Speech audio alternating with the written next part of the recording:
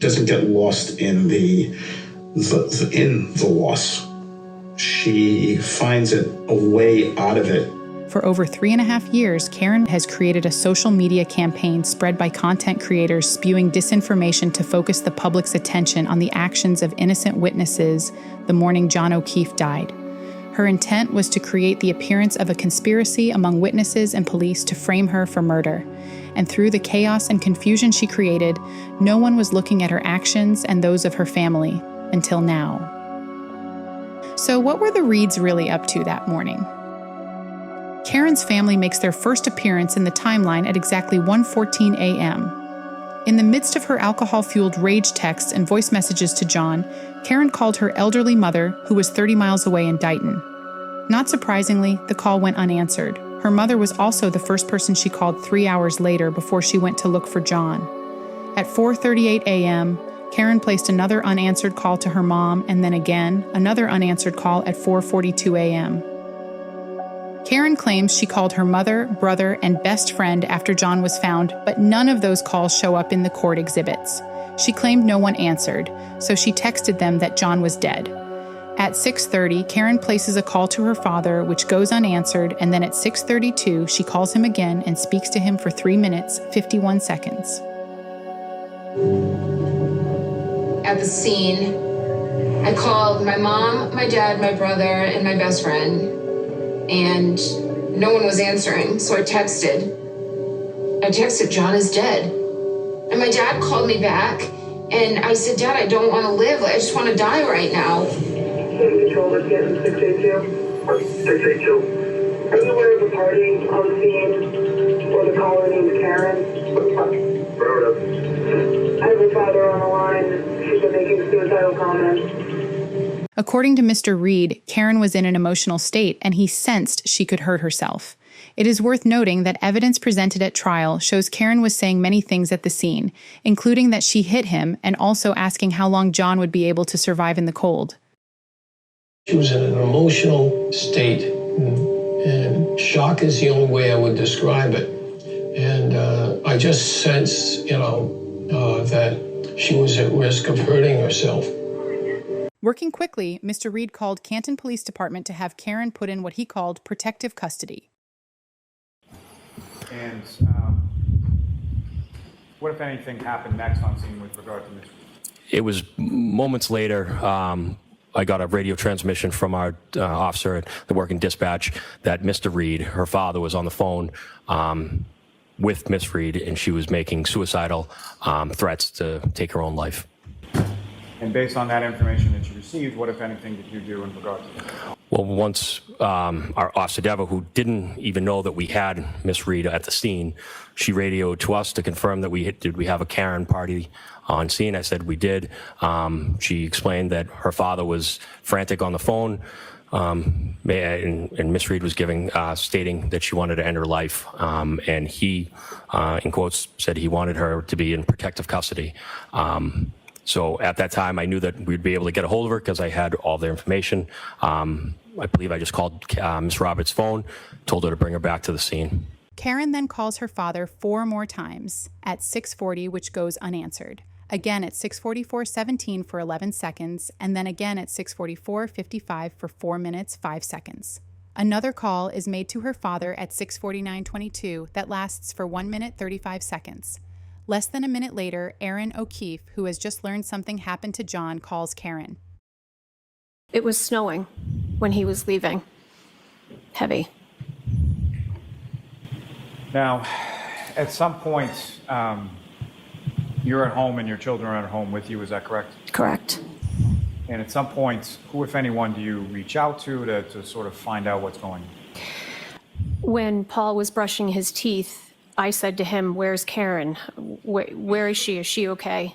And I called her, and I could hear the phone pick up, and she didn't say hello. I just said, "Karen, what the hell is going on?" And she just yelled back on the phone, "John's dead." And Kerry Roberts grabbed the phone from her and said, "No, he's not. He's at the hospital. They're working on him." And I didn't know what was going on.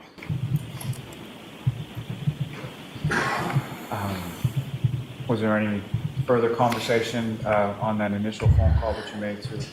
They were in Kerry's car waiting for an ambulance to pick up Karen. At around 7:15, during the ride to the hospital with John Jr. and Carrie Roberts, John's mom, Peggy, spoke to Karen.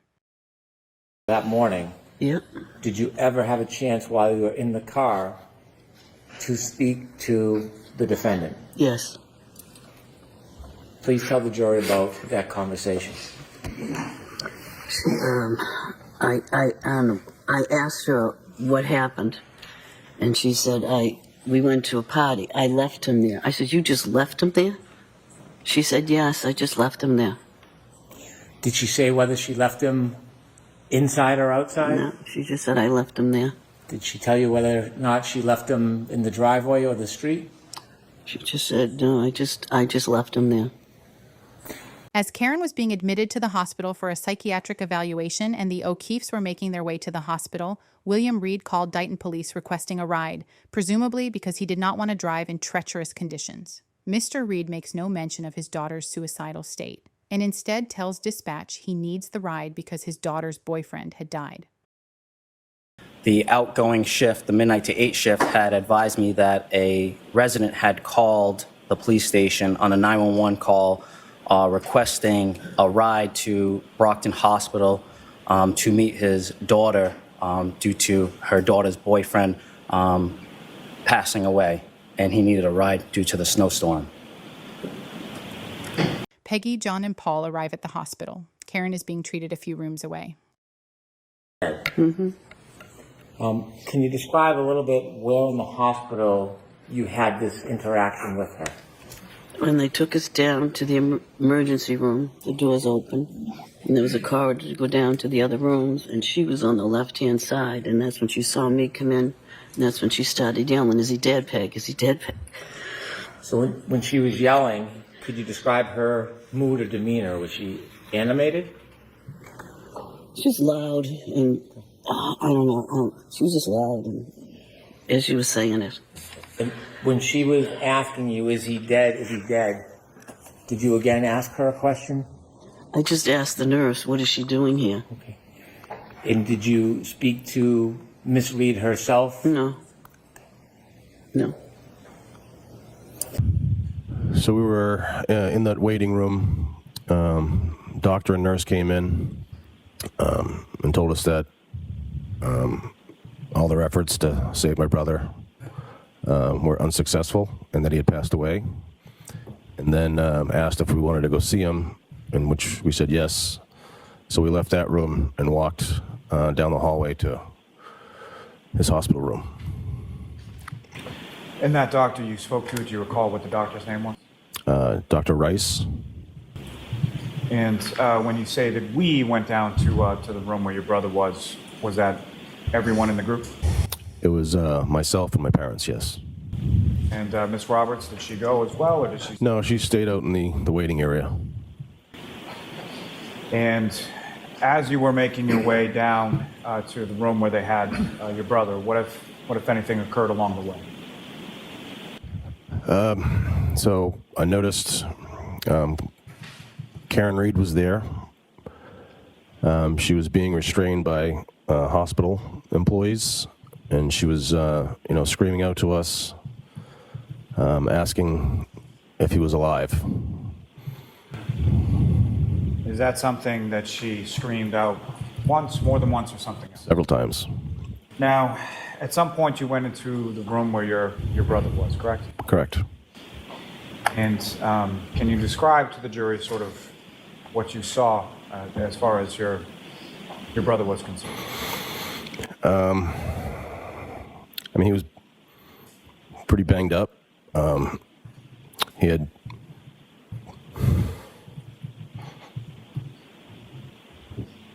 his eyes had swelled up. He had a breathing tube in, or the mask anyway.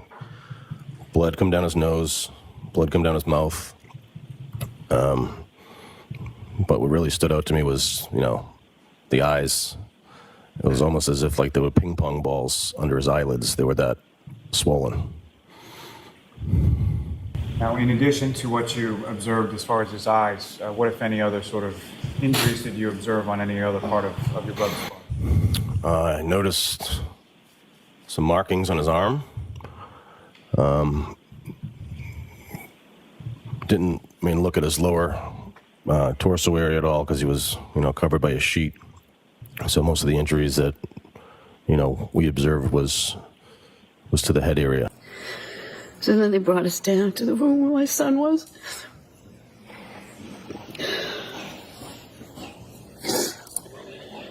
He was bruised up, his eyes were closed.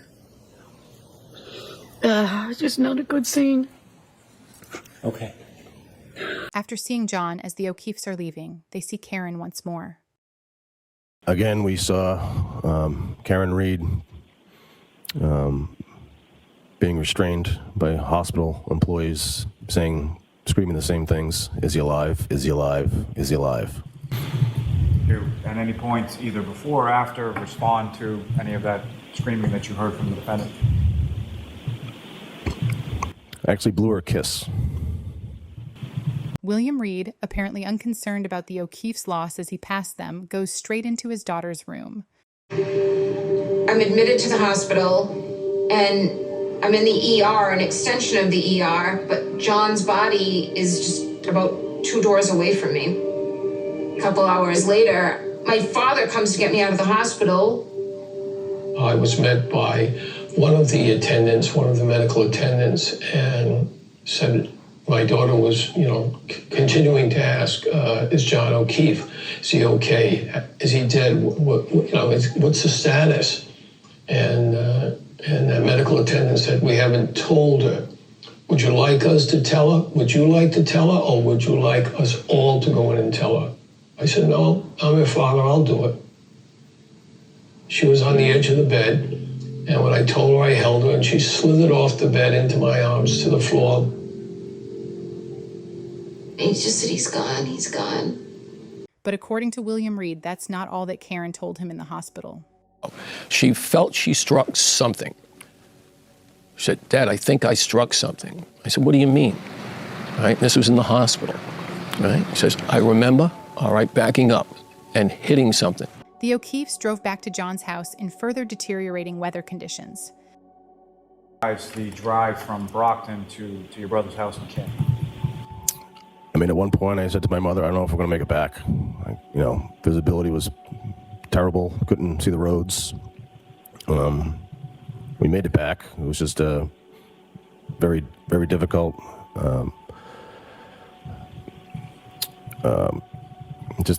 Probably the worst driving conditions I've driven in, as far as weather.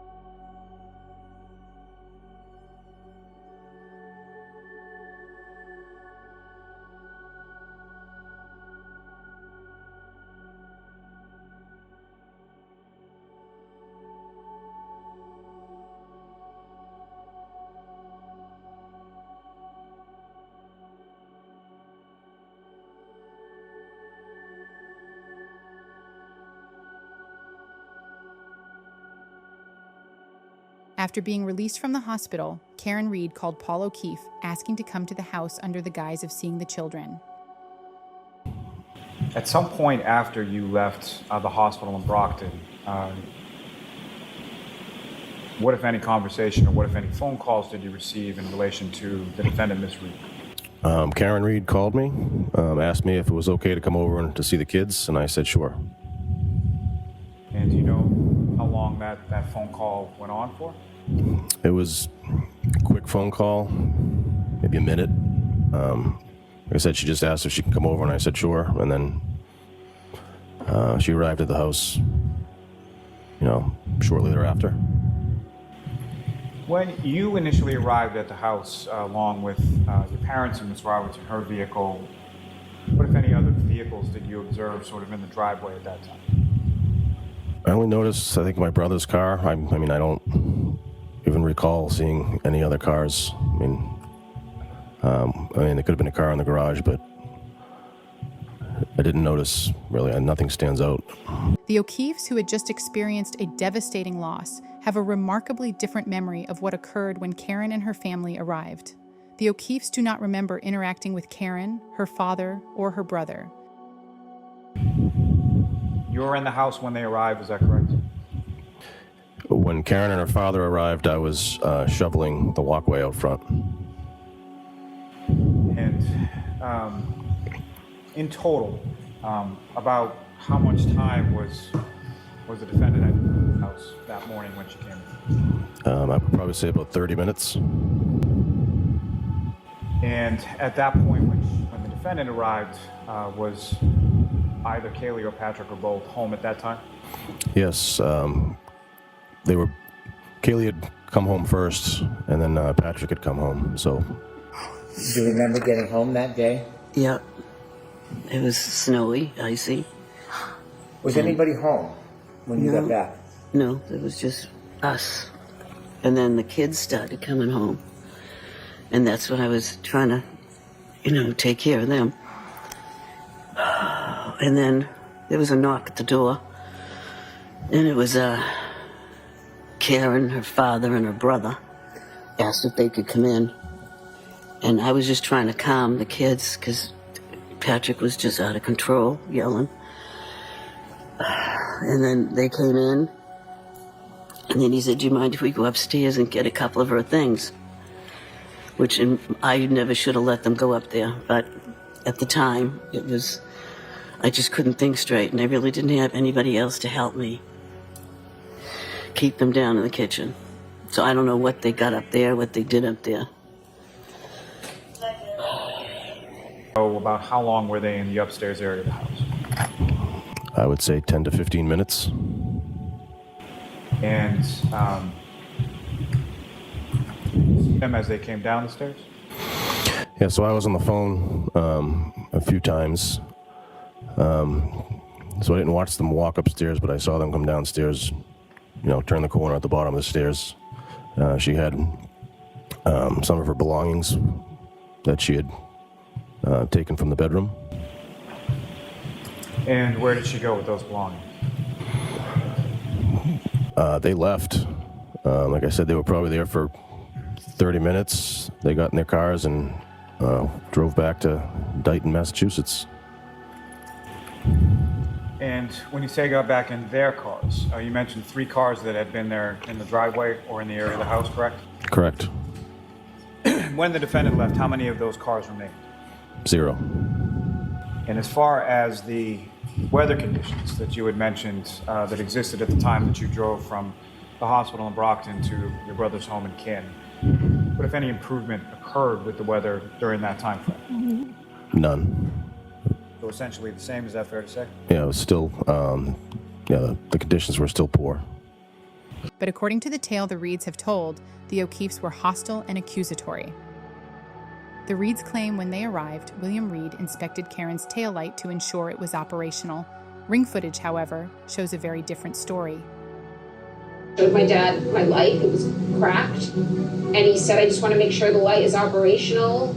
I'm not going to put your car back on the road if I know it's impaired in any way.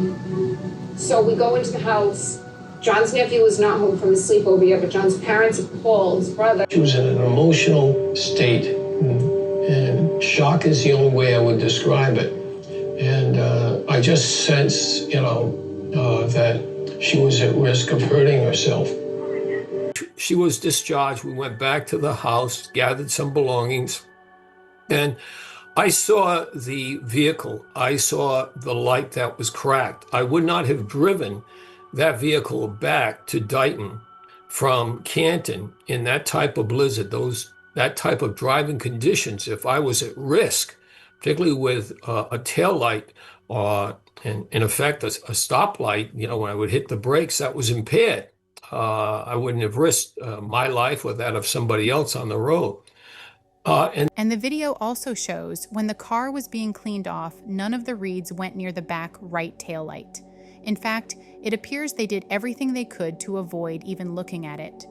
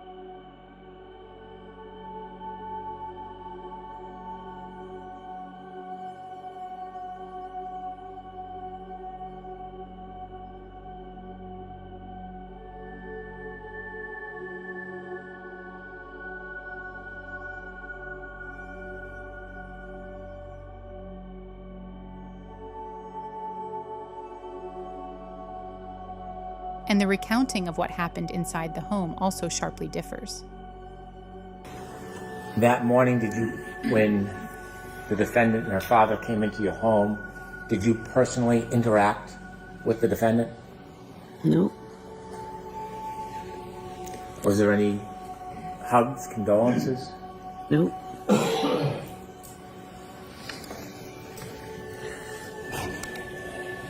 Did you ever confront the defendant with any accusations when she was in your home that morning?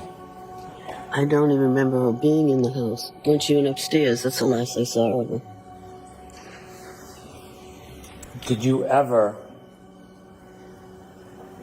lean over a kitchen island? Do you have a kitchen island in your house? No. Did you ever lean over the kitchen island and say, I think he looks like he got hit by a car? No. I don't remember talking to her that morning. Did you see when she left? Nope. Did you ever see her Lexus in the driveway? No. And his mother leans over the kitchen island and says to me, I think he looks like he got hit by a car. He looks like he got hit by a car. I'm like, wait a minute, were you both looking at the same body? After a couple of minutes, his cell phone rang and he left the room. The way he looked at Karen when he came back in that room, it was like time stopped. Oxygen left the room at that point. And there was some serious looks of guilt thrown at Karen and subsequently at my father and I. I could read the room and I was not wanted there. And I looked at my dad, I said, I gotta get out of here. Like, they think I did this. Mother thinks I did something to John. At what point on Saturday the 29th did you have the wherewithal to think, maybe I need an attorney? As soon as I interacted with John's mother at John's house, when we were driving home, I said to my father, I gotta get an attorney. Anyone else in the upstairs area of the home with them at the time that they were upstairs? No, not that I'm aware of. Now, as far as Miss Reed was concerned, what, if any, conversation did you have with her while she was at the house for that period of 30 minutes or so? None, really. And as far as any other members of her family, without any reference to what it was, what, if any, sort of substantial conversation, what, if any, conversation did you have with either her father, her brother, or the brother's wife? Again, none, not really. I didn't really have much interaction with any of them all. I know the truth. I was there. I was in the O'Keefe house that day. I know why we went back. I know what we did when we went there. I know how long we were upstairs. I know it all. And I don't lie. At my age, I answer to another maker. After Karen left One Meadows on her way to Dighton, she received a call from Aaron O'Keefe, and what Karen told Aaron was shocking. Did you have further conversation with the defendant this week? I did. And you remember approximately what time that was? I think it was around 1 o'clock. And if you recall, was that a situation where you called her or she called you, or? I called her because I didn't know what was going on, and I kept saying to my husband, has anyone checked on Karen? Is Karen okay? So I called her.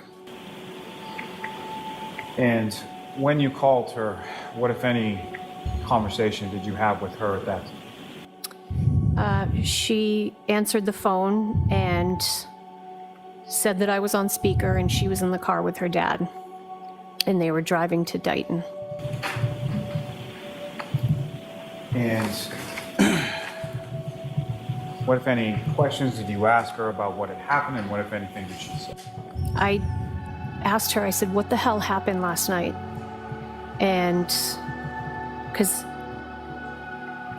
I couldn't understand first how they were together, if they had been arguing earlier in the day. And she told me that they were out, that she dropped him at a party afterwards, didn't feel like going, so dropped him and went back to Canton. What, if anything, did she say occurred after dropping John Young? She said she went back to Canton and I think woke up around 4:30 and couldn't find him, and woke up Kaylee to see if Kaylee had heard from him at all. What, if anything, did she say happened after that? She said that she went to go out and look, but the roads were bad, so went back and called Kerry and Jen so that they could drive together. And by Kerry, you understood that to mean Kerry Roberts? Kerry Roberts. By Jen, who, if anyone, did you understand that to mean? Jen McCabe. Is that someone that you knew or were familiar with at that time? I had never met Jen. And what, if anything, did she say happened after that when she went out with Kerry and Jen?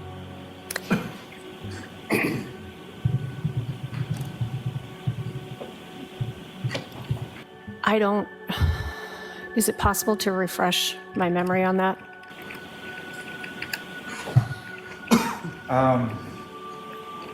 Without getting into that, just as far as beyond sort of what happened, what, if anything else, did the defendant say to you as far as... She told me that she had to remember the bad times, which struck me as an odd comment to say, but I assumed since she was at the hospital that maybe she was medicated, but it just struck me as something odd. Now, in addition to the having to remember the bad times, what, if anything else, did she say to you at that point during that phone call? She said, I don't think I'm ever going to see you guys again. And I said, of course you will. We're friends. When the Reeds finally arrive back in Dighton, William Reed sprints out of the driver's seat in 3 feet of snow to examine the taillight for the very first time.